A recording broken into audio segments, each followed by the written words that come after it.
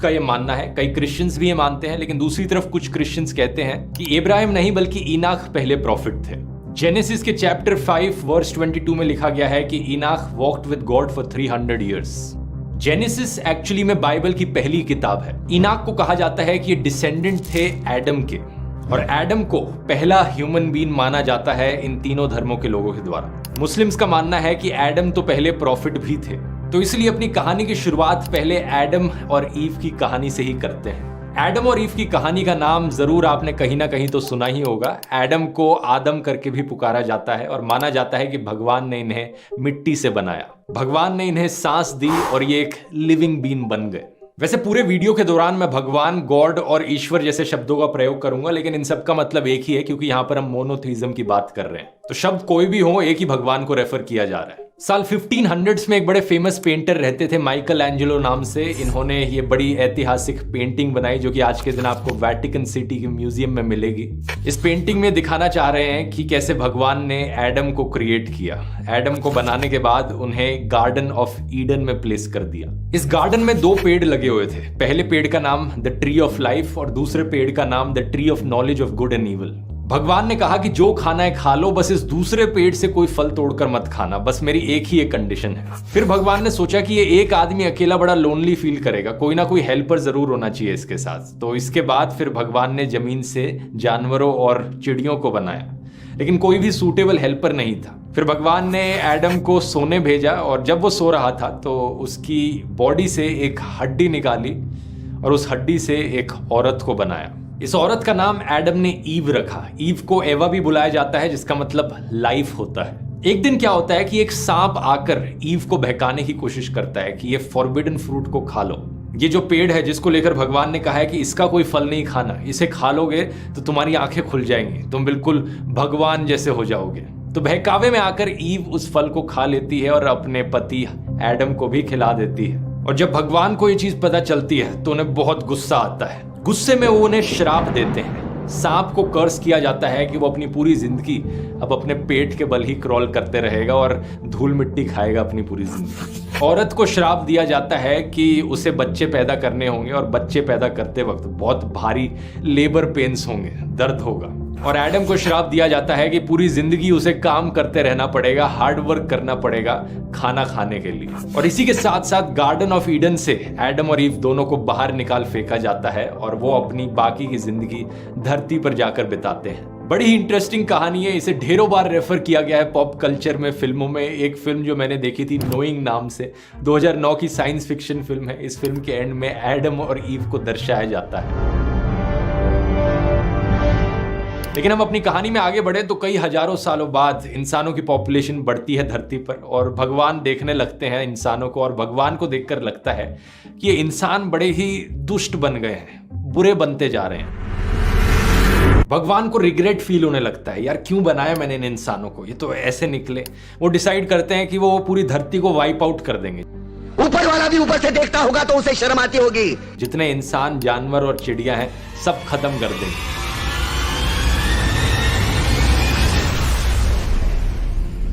लेकिन इसी बीच एक अच्छा इंसान होता है नोआ नाम से। क्रिश्चियंस इन्हें नोआ करके पुकारते हैं और मुस्लिम्स इन्हें नू बुलाते हैं। तो भगवान की आंखों में नोआ एक बहुत अच्छा इंसान था, इसलिए भगवान ने सोची कि मैं बता देता हूं कि मैं क्या करने जा रहा हूं। इन्होंने नोआ को बोला कि देखो मैं एक बहुत बड़ी बाढ़ लाने वाला हूं धरती पर, एक ग्रेट फ्लड आएगा, सब कुछ खत्म हो जाएगा, लेकिन तुम्हें एक बड़ी सी बोट बना लेनी चाहिए। इस बोट पर तुम खुद बैठना, अपनी वाइफ को बिठाना, अपने 3 बेटे हैं उनकी वाइफ्स को साथ में ले चलना, और इसके अलावा जो भी लिविंग ऑर्गेनिज्म है उस हर एक लिविंग ऑर्गेनिज्म का एक मेल और एक फीमेल इस बोट पर अपने साथ रखना, और ऑब्वियसली सफिशिएंट खाना भी अपने साथ लेकर जाना ताकि सब जिंदा बचे रह सके। तो भगवान नोआ का इंतजार करते हैं इस बोट को बनाने का, और जब ये हो जाती है पूरी तो पूरी धरती पर बाढ़ आ जाती है। लगातार 40 दिन और 40 रातों तक बारिश होती रहती है, सब कुछ पानी के अंदर डूब जाता है धरती पर 150 दिन तक। लेकिन नोआ की जो बोट थी,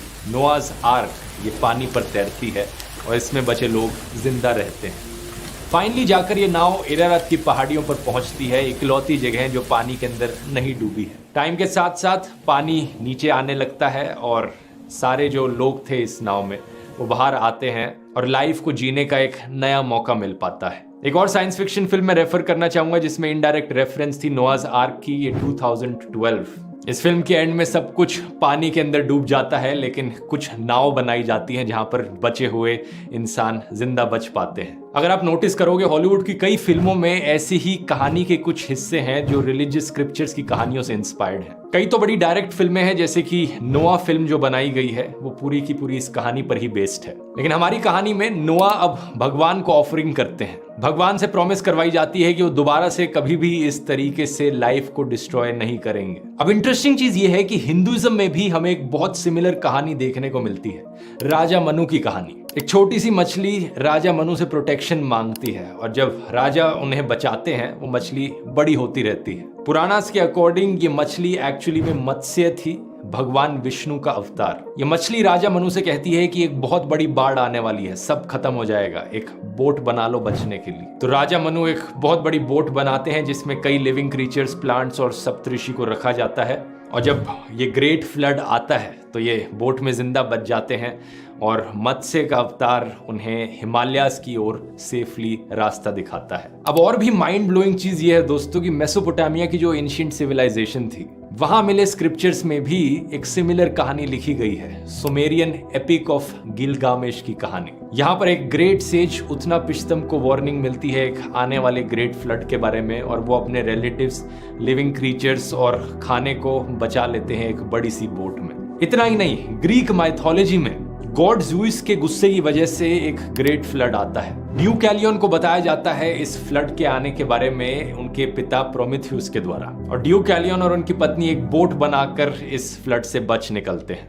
कहानी में आगे बढ़े, अब हम आते हैं एब्राम पर। एक फेमस कथा है एब्राम की, जब उन्होंने आइडल्स को तोड़ा था, पुतलों को तोड़ा था। इस कथा को हिब्रू बाइबल में नहीं मेंशन किया गया, लेकिन मिद्राश जेनेसिस रबा चैप्टर 38 में मेंशन्ड है। मिद्राश बेसिकली बाइबल पर कमेंट्री है जूइश रेबाई के द्वारा। यही कथा हमें कुरान के चैप्टर 21 आयत 51 to 70 में भी मिलेगी, थोड़े बहुत डिफरेंसेस के साथ। बेसिक कहानी कुछ ऐसी है कि ये बात उस समय की है जब लोग मूर्तियों की पूजा किया करते थे। एब्राम के पिता तेरा खुद मूर्तियां बनाने वाले एक आदमी थे, मूर्तियों की पूजा करते थे।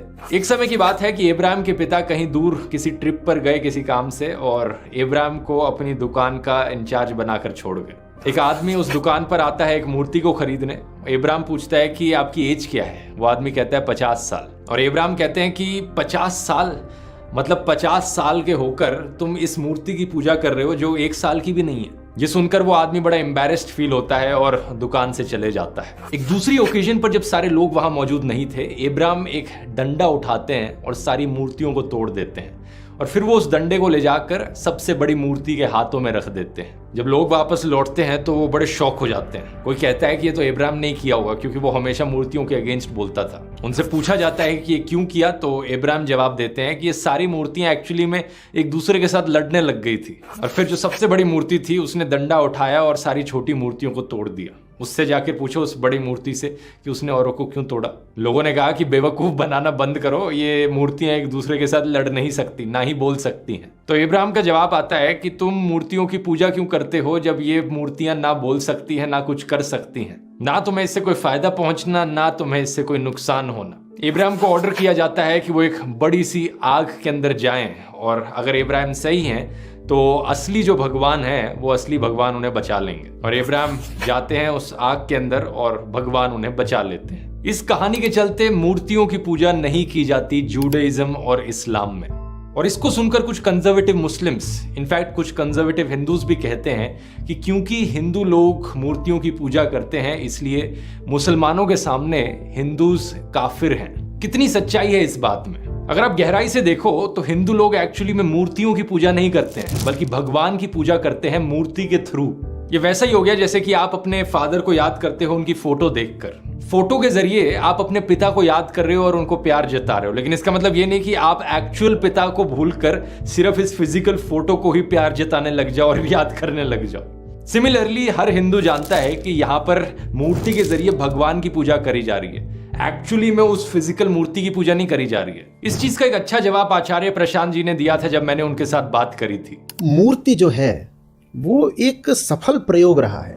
मूर्ति अमूर्त तक जाने का एक अच्छा साधन रही है, और जब मूर्ति पूजा की जाती है तो उसमें कभी नहीं कह दिया जाता कि मूर्ति सत्य है।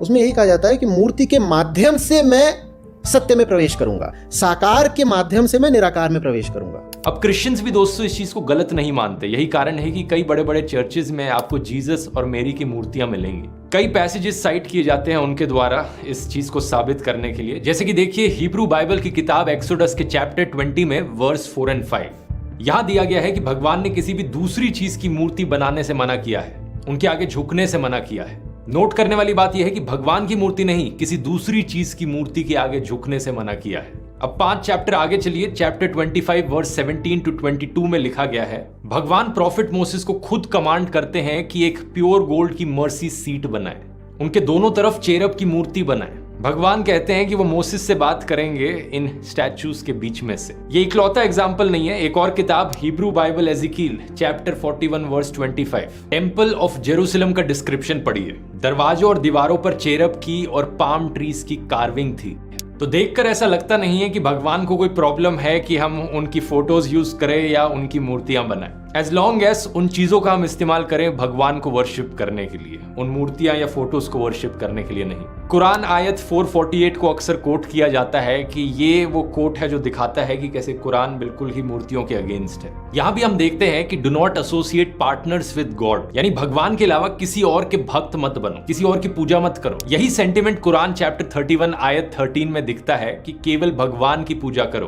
तो ये कहना कि सारे मुस्लिम्स सारे नॉन मुस्लिम्स को काफिर मानते हैं, ये एक बहुत ही गलत नोशन है। जो लोग नफरत फैलाना चाहते हैं उन लोगों के द्वारा ऐसी चीजें फैलाई जाती हैं। इस्लाम शब्द का मतलब ही होता है सबमिशन बिफोर द गॉड, भगवान के सामने झुकना, और मुस्लिम शब्द का मतलब होता है जो इंसान भगवान के सामने झुकता है। इसलिए एक लिबरल मुस्लिम के पर्सपेक्टिव से कोई भी इंसान जो किसी भी धर्म में मानता है वो एक मुस्लिम है, क्योंकि अपने धर्म में उसने भगवान को जो भी नाम दिया है वो उस भगवान की पूजा कर रहा है और भगवान के सामने झुक रहा है। और ये मेरा कोई पर्सनल ओपिनियन नहीं है, एक्चुअली में ऐसा है। उस समय में भी अरेबिया में बहुत से और धर्म हुआ करते थे। अगर आप कुरान चैप्टर 2 वर्स 62 देखोगे तो उसमें ज्यूज, क्रिश्चियंस और साबियंस को काउंट किया गया है अमंग द बिलीवर्स, कि ये वो लोग हैं जो भगवान में विश्वास रखते हैं। इसमें मेंशन किया गया है लड़ाई के बारे में, लड़ाई उन लोगों से जो सिर्फ एक मूर्ति को भगवान मानते हैं। करीब 600 AD के अराउंड एक ट्राइब होती थी कुराइश ट्राइब नाम से। ये आज के दिन के सऊदी अरेबिया के रीजन में रहती थी। इनका मानना था कि इनका सेंट्रल भगवान